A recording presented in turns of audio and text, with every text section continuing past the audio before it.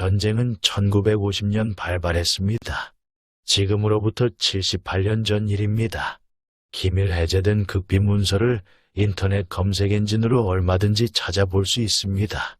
우리는 네트워크로 연결된 사회 정보 홍수 속에서 살고 있다고 해도 과언이 아닙니다.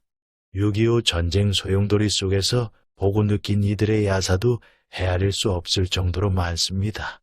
해제된 극비문서와 야사가 톱니바퀴 돌아가듯 맞아떨어지면 역사 인식의 경지를 넓히는 계기가 됩니다.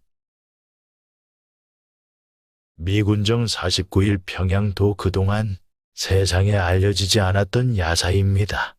1950년 9월 15일 새벽 5시 메가더 사령관 인천 상륙작전으로 유엔군은 6.25 발발 3개월 만인 9월 28일 서울을 되찾았습니다.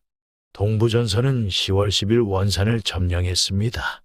피난길에 나선 김일성은 평양을 출발하고 10월 14일 덕천으로 이동했습니다.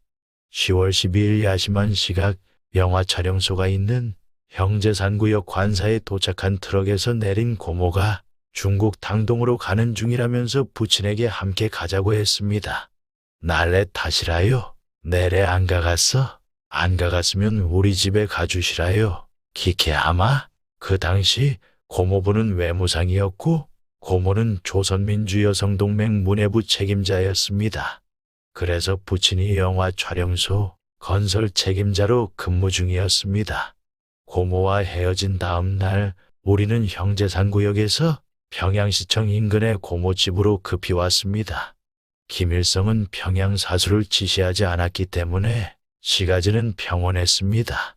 유엔군이 평양을 점령하기까지 7일 동안 유엔군 폭격도 없었으며 일상생활에 아무런 문제가 없었습니다. 10월 19일 유엔군과 국군 1사단 12연대가 대동교 동쪽 100m 지점에 있는 동평양 선교리에 도달할 무렵이었던 오전 11시경 숨어서 대기 중이던 인민군 폭파부대가 인도교, 철교, 수도교를 폭파하고 도주하면서 소규모 전투가 있었지만 평양 시민이 생명의 위험을 느낄 정도는 아니었습니다. 10월 20일 미제 453건설 공병단이 새벽부터 오전까지 부교를 가설했습니다. 유엔군 도강 이후에도 평양 시민이 이용할 수 있도록 개방했습니다. 인터넷 검색을 하면 포로로 잡혀있던 미군 병사들과 평양 시민이 어깨동무하고 거리를 활보하는 사진도 볼 수 있습니다. 평양은 대동강을 기준으로 북서쪽은 본평양, 동남쪽은 동평양으로 나눠집니다. 일제 말기 조선 총독부 주요 시설이 본평양에 있었기 때문에 그곳이 북조선 심장부였습니다. 본평양 시청 광장 바로 옆 고모집은 일본 고위관리가 살던 2층 양옥이었습니다. 정원수와 작은 연못이 있었고 상수도 시설도 갖추고 있었습니다. 수도꼭지를 돌려보던 부친이 바로 이거야 소리를 질렀습니다. 능라도 수도다리 폭파 이후 본평양 시민은 식수와 생활용수 부족으로 어려움을 겪고 있었습니다.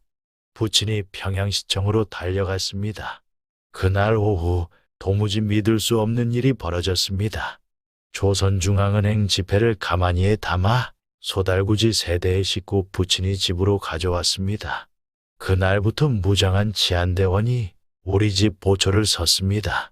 김일성은 한반도가 통일되면 사용하려고 조선중앙은행에 새 지폐를 준비해 놓고 있었습니다. 그것을 모두 가져왔습니다. 부친이 평양 위수사령관이었던 프랭크 밀번 소장을 만나려고 시청에 갔을 때 경계 근무 중이던 MP가 가로막더라고 했습니다.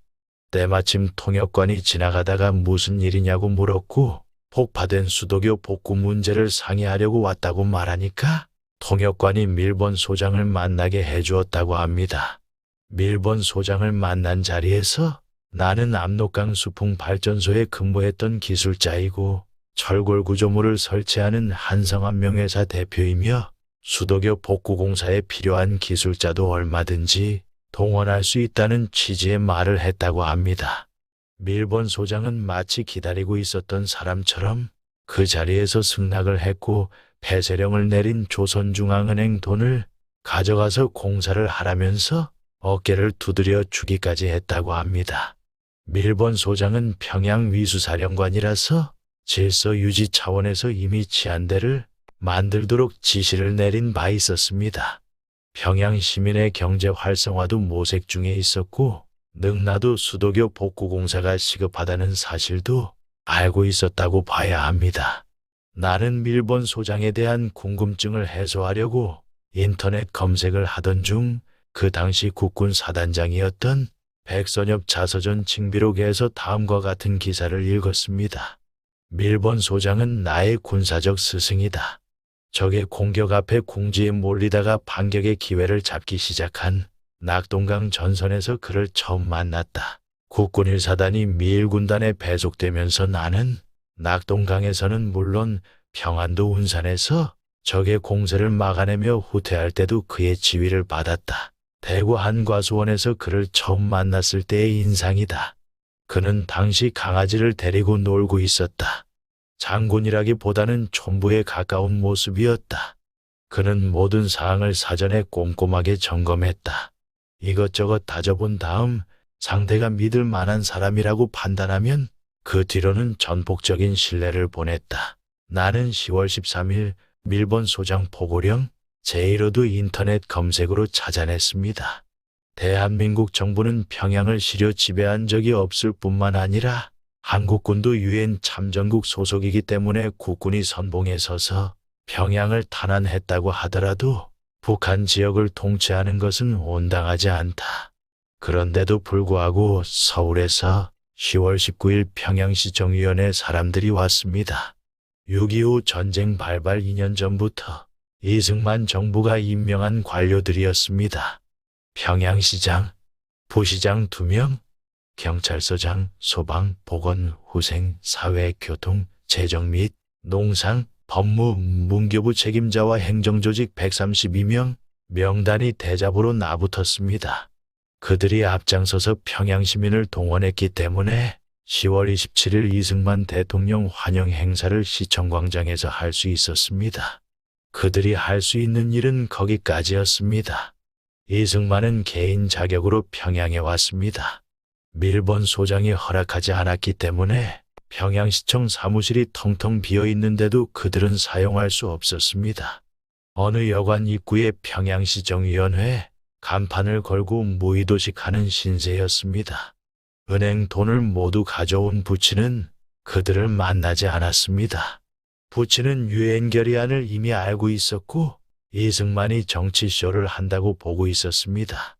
유엔 총회가 결의한 내용, 남한 정부 북한 지역 통치 불가를 재확인하는 공문을 12일 미국 행정부가 서울에 보냈는데도 불구하고 이승만은 평양에 와서 북한 주민의 안전과 복지 추진, 질병 예방, 생필품 제공, 생산 활동의 조기 복귀 추진, 이북 주민과 관료들 보복을 미연에 차단하고 미군에 의한 군사법정의 설치 및 북한 화폐의 계속 유통을 하겠다고 말했습니다. 그 당시 10살이었던 나는 평양시청 군중대회 후미에서 종군 기자가 사진 촬영하는 모습을 유심히 보고 있었습니다. 이처럼 미국 행정부가 이승만에게 한반도를 효율적으로 통치하라고 지시한 바 없었기 때문에 이승만이 평양을 다녀간 다음에도 북한 지역은 완전히 딴 세상이었습니다. 경향신문 1950년 18일과 19일 평양의 이모저모에 보면 다음과 같은 기사가 있습니다. 국군이 평양에 진주하자마자 인프라 복구에 힘써 수돗물이 11월 10일부터 나오기 시작했으며 전기도 20일부터 공급된다고 함. 평양 시내를 지나는 전차는 전기가 들어오지 않아서 운행을 하지 못함. 화폐는 임시적으로 북한 돈과 남한 돈을 동시에 사용하고 있지만 평양 시민들은 남한 돈을 더 환영하며 조선중앙은행은 11월 20일 현재도 개업하지 않았음. 경의선 철도는 서울에서 동평양까지 이미 개통되었으며 평양과 신안주, 평양과 개천, 평양과 진남포 등의 복구공사도 순조롭게 진행되고 있으며 앞으로 2주 정도면 여객 수송이 가능하다고 함. 학교는 아직 개교하지 않았음. 과거 교사들은 대부분 열성 공산당원이라 도망을 가기도 했고, 교재가 없어서 열고 싶어도 열 수 없는 형편임. 이처럼 평양에서의 인프라 복구가 빠르게 진행될 수 있었던 것은 부친이 조선중앙은행 돈을 적시적소에 나누어주면서 경제 활성화에 노력했기 때문에 가능했던 겁니다. 다음 회에서는 1950년 12월 13일 조선일보 전동천 기자, 대동강변 피난민 상황에 대해서 말씀드리겠습니다.